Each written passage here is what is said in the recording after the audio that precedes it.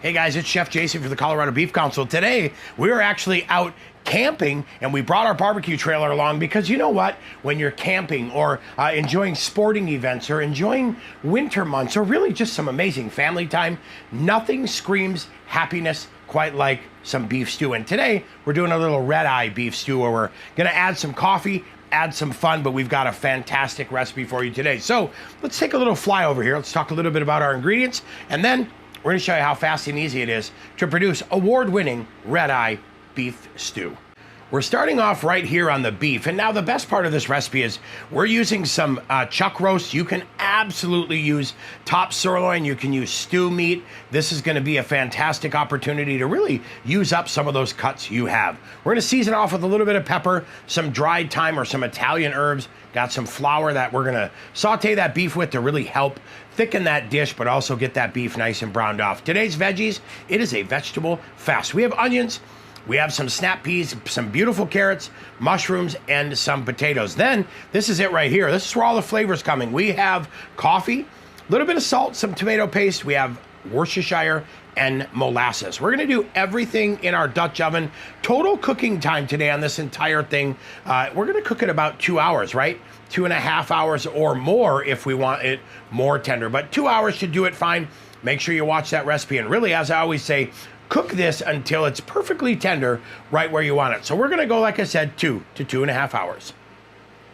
We added our flour to the pan. We're gonna season it with some pepper, you know what? As much or as little as you like, and then we're gonna go ahead and hit it with some of that dried thyme. Now, we're gonna mix all this up, but it's important too to remember, we're gonna go ahead and keep about 3 tablespoons of this to the side because we are gonna use it actually at the end to help thicken it up. So, I'll grab about 3 tablespoons out of there and we'll save that. Now, I'm doing beef in batches today. So what I'm gonna do first is start off and get this all set, floured up just a little bit, and then we'll see you at the Dutch oven when it's time to saute this off.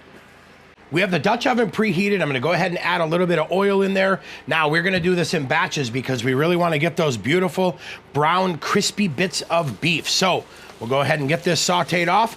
I've got a pan ready here on the side. So once this first batch is done, it's nice and brown, we'll go ahead and get it in the pan and repeat that process for step 2. Well, as you can see, we're starting to get some beautiful browning here, right?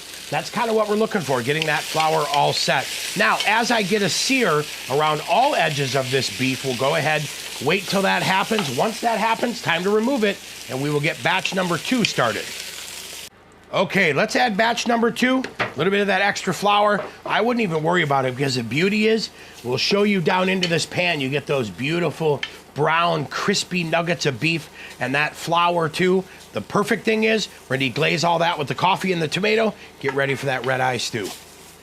We added a little bit more oil like the recipe says. Now, we're gonna go ahead and add those onions, get those onions to caramelize, pull in some of that beef flavor, a little bit of that onion, and then it is coffee time. Onions are right where we want them. It is time to add the coffee. Now, hear that deglazing? We're gonna let this go a couple minutes because we want that coffee to soften up all those beautiful bits on the bottom, and then it is time to get the rest of this stuff rocking and rolling. Coffee is doing its job. We're gonna add that Worcestershire. We scrape this on the bottom, so kind of my chef's tip to you is, once you don't feel anything stuck to the bottom anymore, you are in a good place, and we definitely got everything out and set and ready to go. So we add the Worcestershire, we add that molasses, and now we'll finish it up with that tomato paste, then just a tiny bit of that flour to get everything thickened up.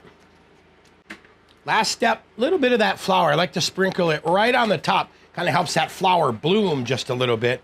Get it all set. We'll mix that flour in, let it do its thing. Went ahead and added the beef. Now, we have an hour to an hour and a half. Like I said, it's gonna be important to cook this until it is nice and tender. But an hour to an hour and a half is gonna be a great start.